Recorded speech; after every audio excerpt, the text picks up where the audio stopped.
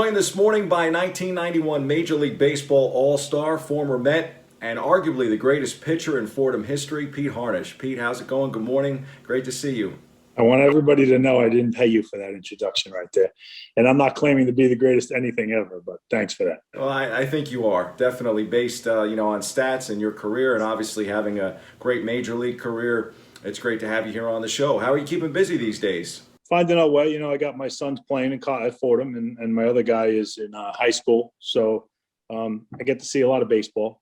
We got a dog recently, so first time, which is awesome. He's like my best friend, so I spent some time with him, and I make it work. Yeah, that's actually where I wanted to kind of lead off the conversation, because I thought it would be great to speak about the fact that the Harnisch name is still living strong at Fordham in the Bronx, and Jack is an infielder with the team with the Rams, and was hoping that you could give us a pro scouting report on your son. First of all, really, really proud of him.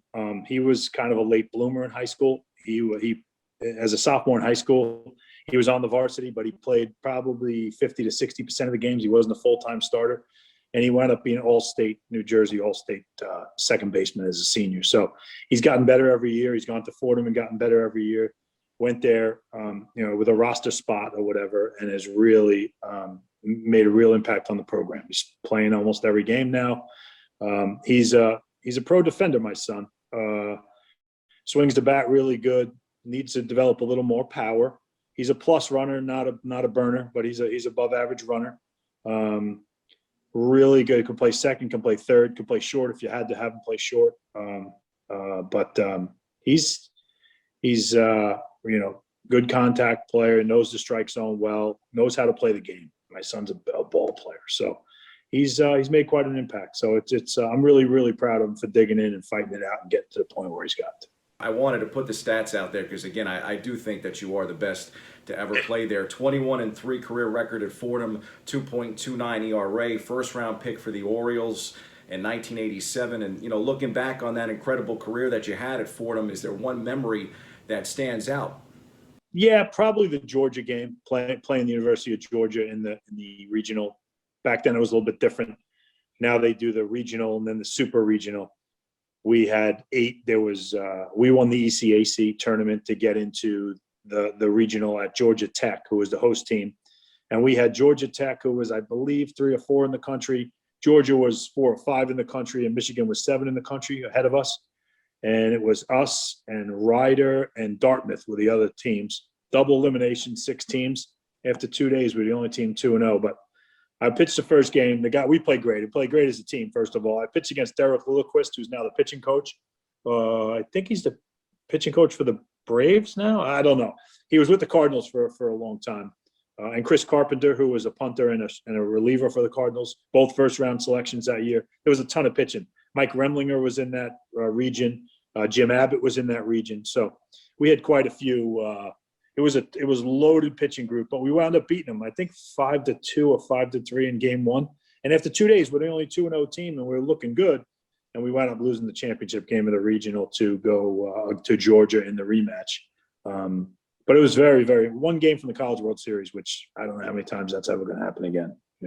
And like I mentioned too, I think it's pretty cool that your pitching coach from those Fordham days actually also pitched in the majors with the Mets, and he was the guy that you seem to credit with kind of helping your velocity, because you were throwing in the mid-80s, ended up playing JV baseball, and then kind of late bloomer varsity baseball, and then by the time you were at Fordham, you're throwing in the mid-90s. Yeah, again, my son and I took the same physical track. I was a late bloomer. I really wasn't recruited in high school. I was a good high school pitcher. I didn't pitch till 11th grade. I was a catcher, third baseman, center fielder. So I started pitching my junior year. But Mike Brewer was an unbelievable influence in my life. Unbelievable knowledge, pitching mechanics, pitching philosophy, everything that I needed to stress to get better. When I got to Fordham, in high school, I think I threw 86, 87. That's on the old guns. So it's a little bit different, but I think my first 90-mile-an-hour pitch was my spring of my freshman year. And then when I left, I was probably 93, 94 regularly, 92 to 94. So, yeah, I physically developed. He helped me so much with my delivery and everything else. He was him and Dan Gallagher were by far my two biggest assets as far as my career path. It didn't take you long really to hit the ground running in the majors. I mean, by 1991, you're an all-star in the league, still very early in your career. And this is after getting traded to Houston along with two pretty good names in Curt Schilling and Steve Finley. And you get named an all-star for a kid that grew up on Long Island and really did not find himself until college baseball. How did that feel? It's pretty funny. I tell people all the time, they assume that, I pitched in the major leagues as long as I did, and I made the all-star game. And, I tell people all the time, they ask me about my career, especially players that I work with. I worked in professional baseball for the last 11 years. This is the first year I haven't worked in 12 years. So the players all want to know about you, the young kids I work with and everything like that. I tell them I didn't suck and I wasn't a Hall of Famer. I was somewhere between in there. So I consider myself a pretty good major league pitcher for a pretty long time. But I also tell them I played JV baseball in 10th grade, and they can't believe that, because that's not really the path most people take any longer. So, but yeah, I played JV in 10th grade. I didn't play varsity. I didn't make the varsity team. And but like I said, people mature at different rates, and everybody's path is a little bit different. I think that 1991 year is definitely a very special one for you. You actually end up, I thought it was cool, with that immaculate inning later in the season, striking out three batters on 9 pitches in 1 inning.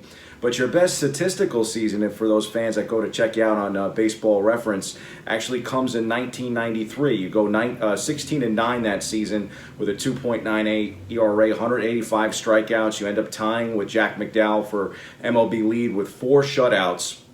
Lead the National League for a second time with a 214 batting average against. Real impressive numbers. You would go on to win 14 games in 98 and 16 again in 99, but was that 1993 season the best that you've ever felt on the mound in the big leagues? It's hard to differentiate between, obviously some years, and that's the case is now, except for very few guys, Jacob deGroms of the world. He seems like he's unhittable every single year. But yeah, there's different stages of peaks and valleys, and how many peaks against how many valleys, which every year you have both. So it's hard to differentiate the good years. I feel like 91 was probably the best year I've ever thrown, even though, funny story, I didn't know this at the time, but I got to the All-Star game and they were talking to me about my record, because I was 5-7 at the All-Star break season. I think I had a 1.6 something ERA. I might have been leading the National League in ERA. I'm not sure about that, but I was close. If not, I was sub-2 ERA. And Lou Piniella was great. He took me on the team, even with a 5-7 record or whatever. But at the All-Star break, I had started 6 games, and the final score of the game was 1-0. So it was 2 shutouts, 2 1-0 shutouts that I won, 2 1-0 losses that I lost, and 2 other games that I came out with no decisions in 0-0 games that ended 1-0. And you think about that, and it's kind of like, I had no idea actually, and the reporter brought it up to me, and I was like, wow, 6. I only had maybe 17, 18 starts. A third of my starts, the final score of the game was 1-0. You don't see 1-0 games in the big leagues anymore. I mean, a few more now because the way the game is played. But it was interesting. I really feel like, honestly, the way I pitched that first half of the season, I really could have been like 10-1 or 10-2. Such a different era too, because obviously you threw so many complete games and complete game shutouts as well.